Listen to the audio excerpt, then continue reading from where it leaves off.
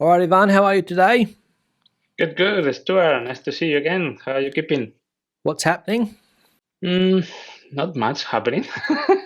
Time goes No, not a by lot. Not a happening. lot happening. That's exactly right. And It's you were saying before that it's very dry and not a lot of rain this year. Surprising for you coming back to Spain from being in the UK, where it rains a fair bit, and Ireland obviously before, and coming from the north of the coming from the north of the country, Ivan, where it does rain a lot.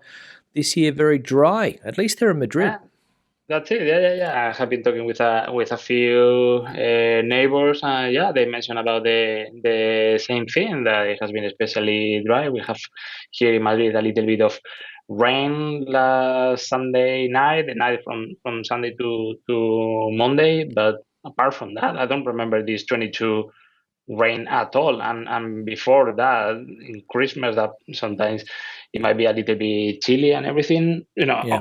On top of the rain situation, the Yep. winter overall it has been quite warm. I would say maybe not warm, but not cold at all.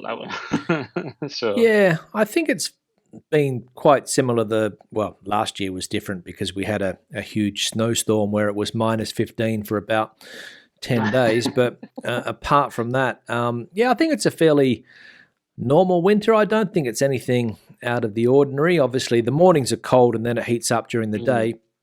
So, true, true, some true. days last week it was 17 or 18 degrees at 3 or 4 o'clock in the afternoon, Ivan, so, but Yeah. cold in the morning.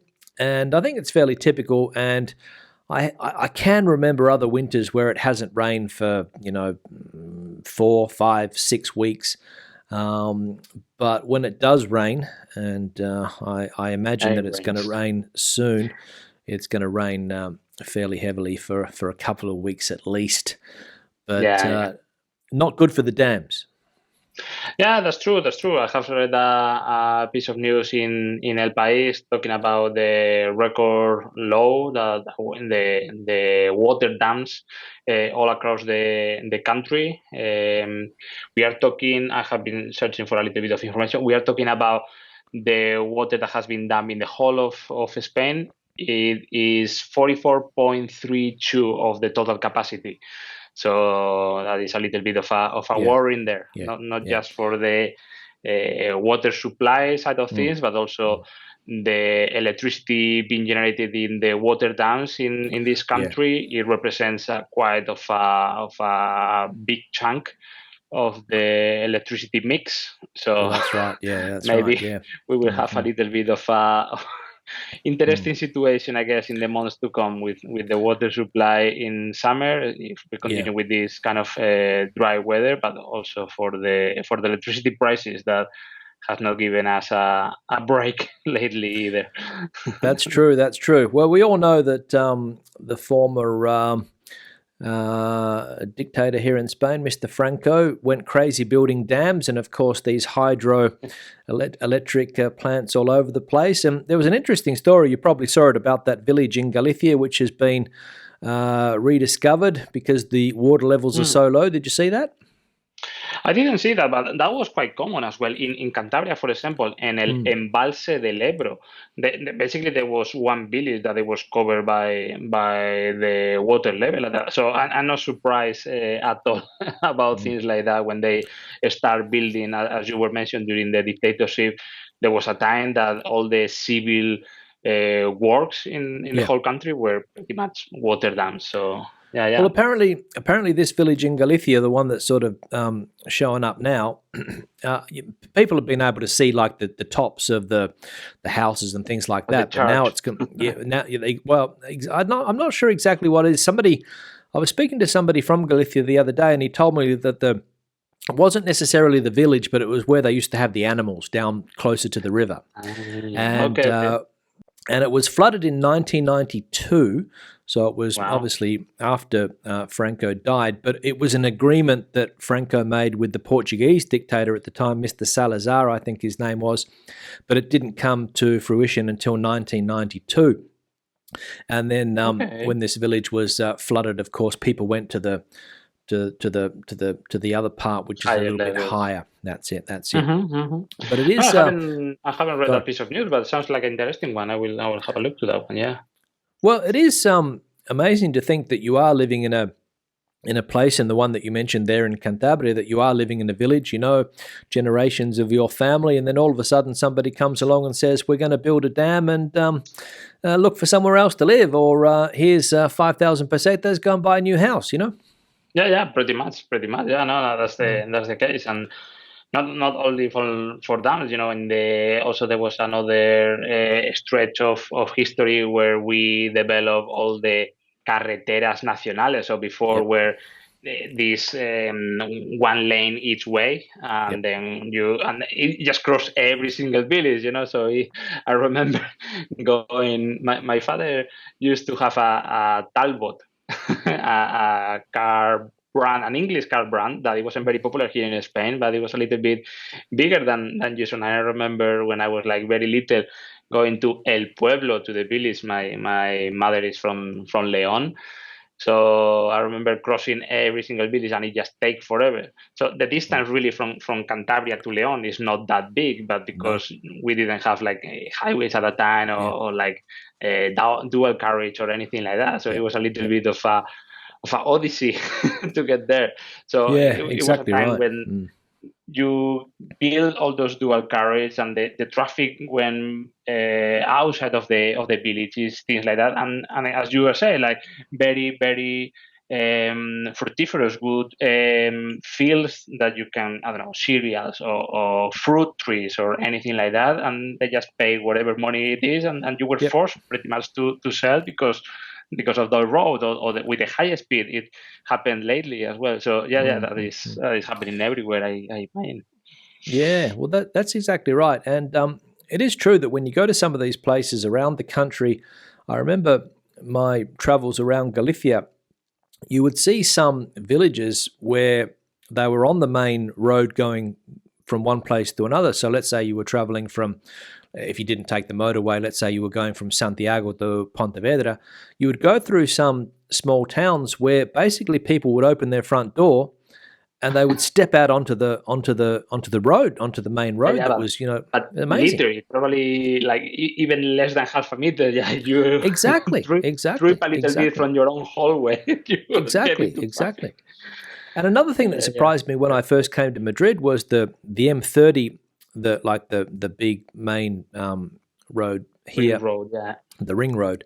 I remember there was a part of it very close to Legazpi, which is in the south of the city, and another neighborhood on the other side of the river called Usera. See? And the houses or the flats that were built literally 2 meters away from the M30, literally. So if you were stuck in a traffic jam, you could look inside and see people having breakfast.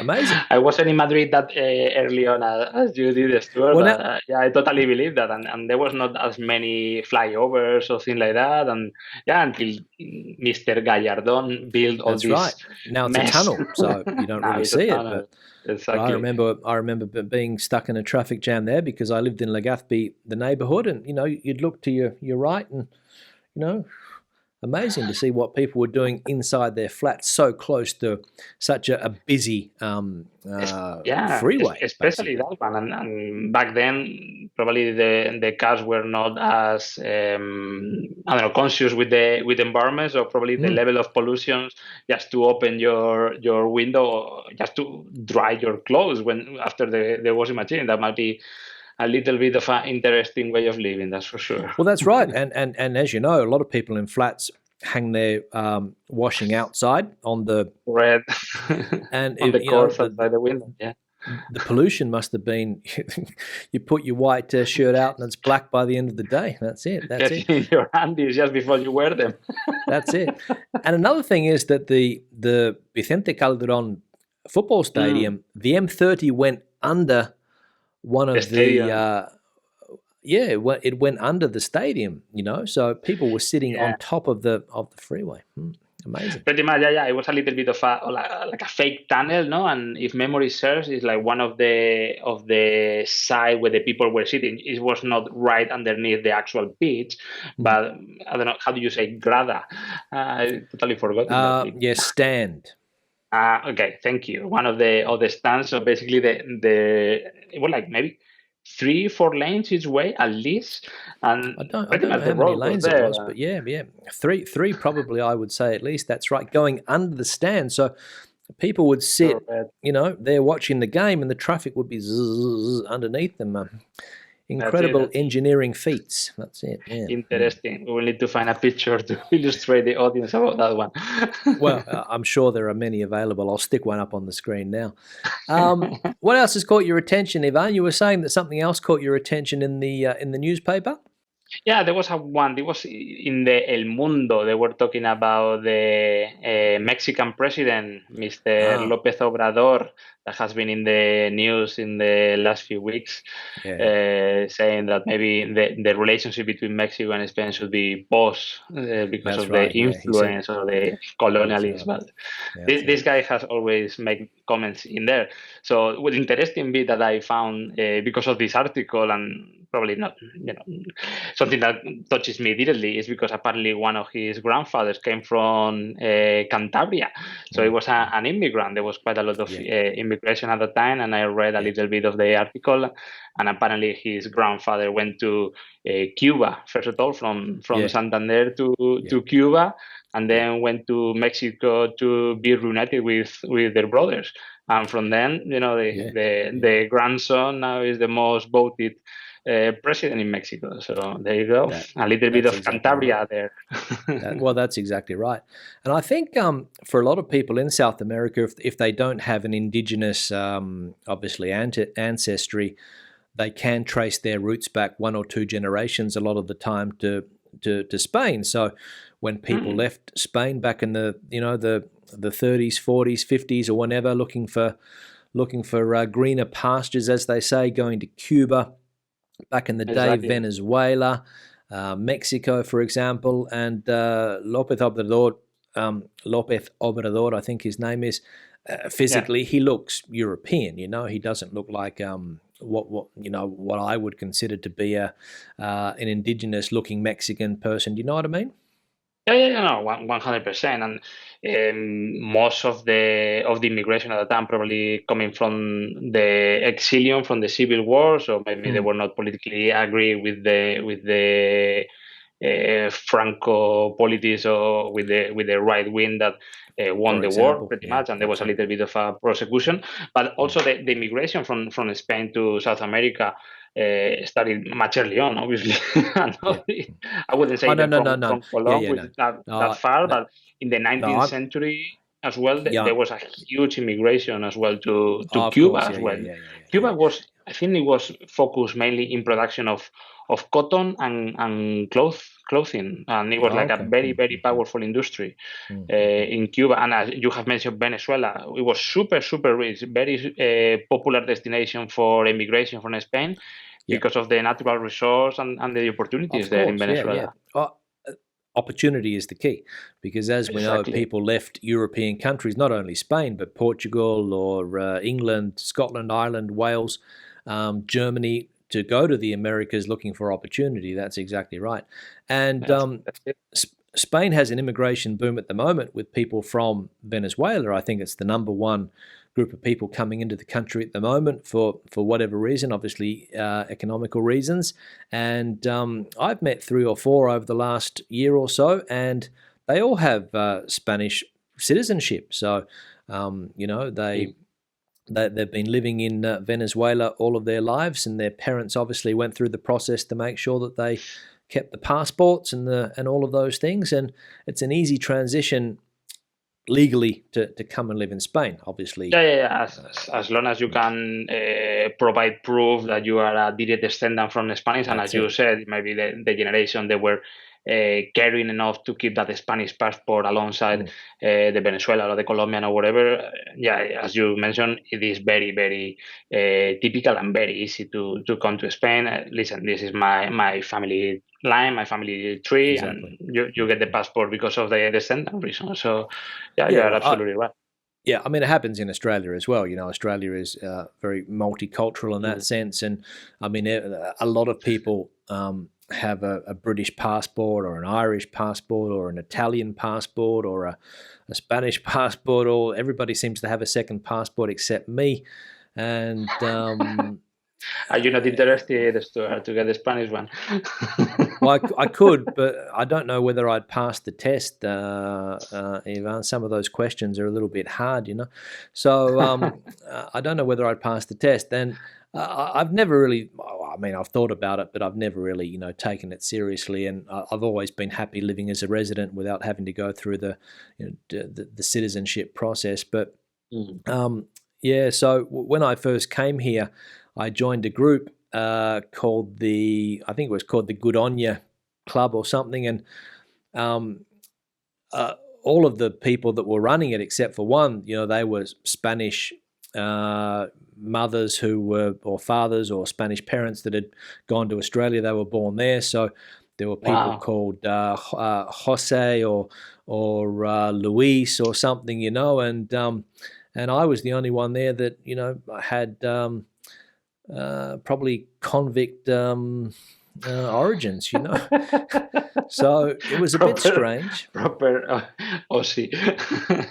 Yeah, but I mean, well, everybody.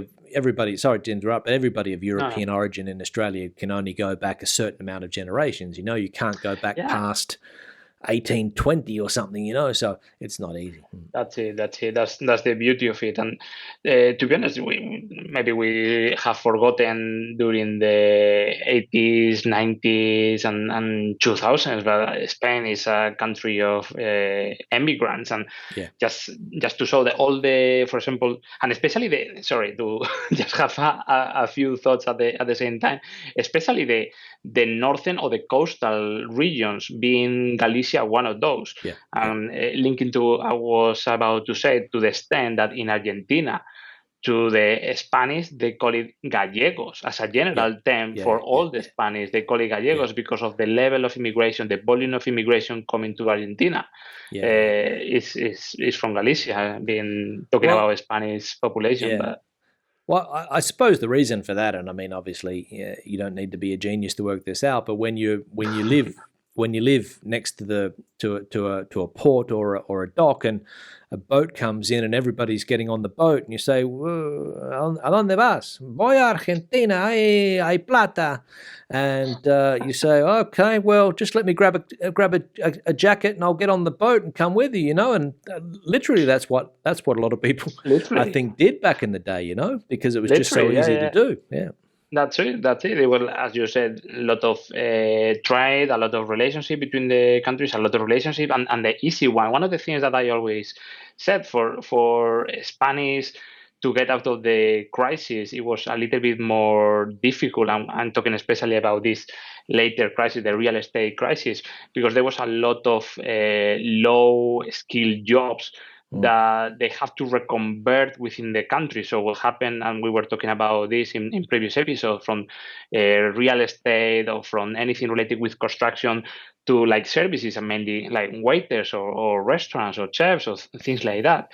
While, for example, for Irish or for British, if you are like a tradie, you have a very easy way out to more buoyant markets. That could be the US, you can be Canada, South Africa also has it, and Australia, New Zealand. You have a lot of prime markets to emigrate without even converting your skills, and with the benefit of the language as well. While, for example, for the Spanish tradies in that kind of line of work, you go to South America, yes, there are going to be opportunities, but it will be potentially not as buoyant as it could be in Spain. So it's a tricky situation, and you never think about that. But being born in certain countries or speaking a certain language, you don't have any further qualification. It could open many more doors, and being a tradie in Australia is very well high standard. Is well seen. So. Absolutely, yeah, they make a lot of money, tradies. That's right. I think when we're talking about South America and when a lot of Spanish people went there looking for opportunities, obviously there was opportunity in those countries back then. I think Argentina was a rich country, relatively speaking, back then. Uruguay, Chile, Brazil, all of those countries were New World They had resources. There were opportunities there for people, and of course, a lot of people did very well in those countries. Let's not Right. say that they didn't. But in this recent crisis, those weren't countries that you could probably do well in. If you were a tradie in Spain and you went to work in Paraguay, for example, maybe there was no opportunity there for you. But you're right that countries like Australia, New Zealand, even Canada, the States have maintained quite buoyant labour markets, let's say, and still provide opportunity for bricklayers and people doing manual labour. That's right. Exactly. I heard a lot of people during the 2008 crisis went to Chile quite successfully, but also they said that it was a tough country, and being Spanish didn't open many doors. It wasn't an advantage. So of course you have to I know engineers put that the went to effort Chile. That's right. Yeah, I met an engineer from Spain. He went to Chile to work in mine. He was a mining engineer. Went there, and but the work dried up, and he didn't get the opportunities that he thought he was going to get for whatever reason. Because I think, I don't know this, because I have never lived in those countries. But if we take Spain as an example, the doors don't open easily in Spain for a lot of foreigners. A lot of people that come into the country to work as immigrants have to start off in very low-paid jobs. You hear stories about Venezuelan doctors that are driving Ubers. Do you know what I mean? Yeah, no, 100%. I have been an immigrant myself in a couple of countries. I don't know if I will be in any others. And when you are like far away from your country, from your safety net, from your relationship, even if you have a couple of years that you might not make a very good income, or make ends meet in a safe way. I don't know. At least you have your family. You can eat warm. You might have some friends, or maybe you can do some favors here and there. Or as you say, with this new economy with Uber or deliveries or things like that. But that's right. Being an immigrant, being in a new place is not. Wanted to go there, because of economic reasons, because you want to improve, because you want to work. It's not an easy thing. So that's it. I have been there. You have been there, and I'm sure a lot of people that is watching us has been there. So all the respect. well, that's right. But the reason I mentioned Spain, Ivan, was that the unemployment rate here has historically been high, whereas if you're going into other countries where it's around 4 or 5%, there's going to be more opportunities theoretically to get a job. Whereas if you're coming into a market where it's 14, 15, 16, 17%, which it has been, it's difficult. And I don't know this for sure what the figures are in those South American countries, but I don't think a lot of them have buoyant labor markets. I don't think, no. I will be talking, also from what my perspective is, or for things that I have read in the past. But I share the same vision as you. I think only. Sorry, go on. No, I was just going to say, simply because Latin American people come to Spain looking for opportunities. So if you're going to go there, you know what I mean? You have to have something very specific that you wanted to do. Correct. What I was about to say is that you have, that is a certain skill set for a certain sector that maybe they are looking into, as you were mentioning, mining in Chile, or things like that they are very, very specific, a place that maybe in the Atacama Desert and nobody wants to go there. And, you will be earning a lot of money, like the fly in, fly out in Australia. Nobody wants to go to Western Australia to be in, 2 weeks in and coming back for 1 week and rest. It's a tough job, and that obviously you earn a lot of money. You don't spend much because you are in the compound, but it's tough.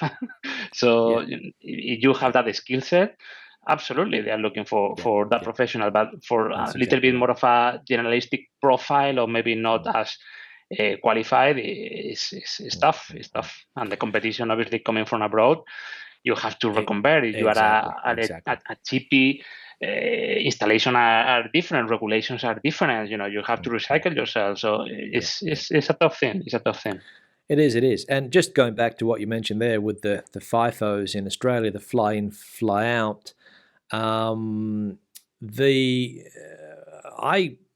when I was young, that was always an opportunity to make a lot of money, to go and work in the mines. The fly in, fly out concept didn't exist so much when I was younger. But when I went back to Australia one time after being away for 10 years, everybody that I knew back there was working in the mining sector, because they obviously, the opportunity was there for them to do it, and they have the mentality that they're going to work there 10 years and they're going to be making 100,000 plus euros or dollars a year. Whatever the case is, as you said, not a lot of expenses. They can save money and they can set themselves up for life, and that's the opportunity that those mines do give a lot of people down there in Australia. But it is hard work, yeah. Correct. Yeah, no. It's like, I think in Spain, the miners and the fishermen, every day that they work, it counts like extra. It counts like more than one day towards your retirement. So, for example, if a normal person needs to work, 30 years, I'm just making this up because it just changes every so often. And as we were mentioning on the comments in previous one, this year even they increased, but that was something that was agreed ages ago. And I think these particular professions, whatever day you work, it counts towards, a day and a half or 2 days towards that retirement. So okay, yeah, so you can retire quite young. Yeah, but being for example in the sea, in the open sea, for whatever number of months, when is the hake season or things like that, also quite a fat one. So. But just on that point, so I've heard of people in Leon retiring at 45 years of age because they were working in coal mines, but the coal mines that they were working in are not the same as the open cut mines in Australia. Do you know what I mean? You're not going down digging for coal and getting stuff in your lungs and getting potential health problems as a result. I think that's the reason why those retirement ages are brought down. That's it. Whereas in Australia, you're working in an open cut mine. Yeah, there's a danger involved there, but a lot of people are doing jobs like surveying and stuff like that, or driving heavy machinery. So you're not actually putting yourself at risk of going into 50 meters down a hole and digging coal, which is what they were doing in Leon and Asturias for a long time there, wasn't it? That's it, yeah. All right. That was the typical area.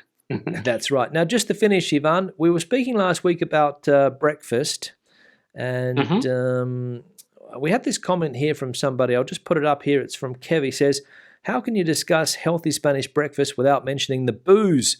An after breakfast sombra or brandy-laced coffee? Obviously, this is only for medicinal reasons.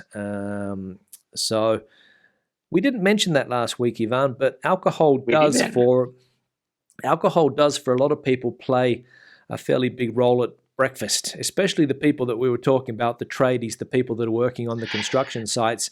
They always seem to have a little, well, I don't want to say that everybody, but I do see a lot of tradies here with a little nip first thing in the morning. Yeah, I think that is dying out. I think the health and safety policies, I don't know, when I was young and you go with your dad to do some paperwork to the center and you have some breakfast and, you see that what you are describing is absolutely right.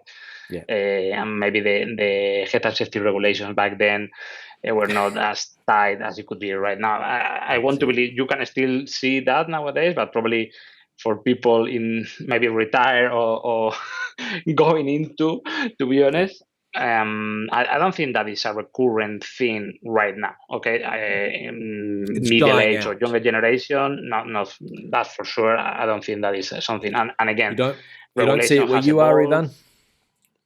I don't. No, I haven't. You don't go for a coffee with your friends and somebody instead of a coffee has a tercio de mal?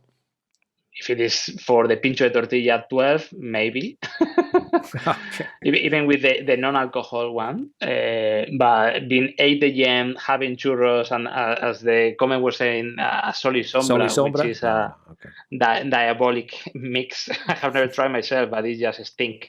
The anisey smell, I particularly really dislike it. But as I said, in my experience, what I have seen, I don't think that is a theme with the younger generations. Again, everything has evolved. The policy has evolved.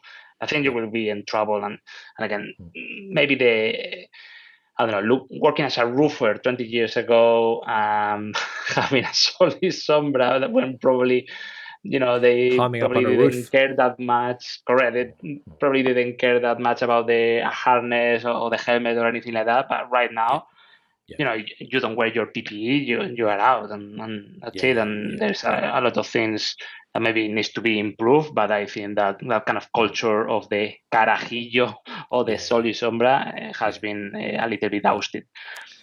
I think it's also partly due to the fact that you can buy alcohol freely at any time of the day here, right? So, Ah, whereas in the UK, maybe a pub won't open until 12, or coffee shops don't normally sell alcohol. In Australia, at least, I'm not sure in England or Scotland what the situation is. Pubs don't open until 12 or a little bit later. I think there's more flexible times nowadays, but in Australia, for example, you couldn't go to a pub before a certain time of the day. Whereas here, you can, if you want to drink a whiskey and coke at 7 o'clock in the morning, yeah. nobody's going to say a thing. You order it, they'll give it to you, right? Correct, correct. Yeah, that is absolutely very true. And Mm. that when you were mentioning about that reminds me when I arrived to Dublin as well. I remember going for a shopping on a Sunday. I remember it was close to Francis Street in Dublin 8. I get a couple of beers. Oh, Irish beer. Let's get that. I put it on my car, and when I was putting in the conveyor belt for the till, I saw the lady putting the beers away. It's like, but I want to buy the beers. What's wrong? It's like, no, you are not allowed at this time. So apparently on Sundays, or what the tradition it was, or what the lady explained me, on Sundays after church, probably it was like 1 p.m. I don't remember the time exactly, but I'm sure a lot of people will tell us. Mm. You cannot buy alcohol. Okay, so Yeah. I wasn't going to drink it there and then. I just wanted to do No, you my, just my wanted to weekly buy it. shopping, and Yeah, yeah, yeah, I yeah, get a yeah, couple yeah, of yeah, cans yeah, yeah, for yeah, yeah, yeah, yeah. whenever. Okay, but Yeah, well, apparently they have actual laws to yeah, ban you for buying yeah, yeah, yeah, alcohol yeah, yeah. after that. That's it. So Yeah, yeah, because it's and always that been that is quite not something. strict. It's always been quite strict. I mean, I remember going to New Zealand even as 20 years ago, and you couldn't buy alcohol on a Sunday. I think you could have a drink at a pub, I think, but you couldn't buy takeaway alcohol on a Sunday there in New Zealand 20 years ago. Again, I think that was the case. Maybe I'm wrong, so I'm sure somebody will pick me up on it. But maybe that's changed today. But as I said, very free alcohol rules and regulations here in Spain Yeah, generally, we and didn't and have that that much of a problem. I remember that, and in well, Australia as well. I remember going to Coles or to well, Woolies, and it's like, you can't buy where are the alcohol in the beers? supermarket. No, no, there's Because no they way. are There's no not, way. because you have your own alcoholic branch where you Shops, actually go. yeah, It's like, but yeah.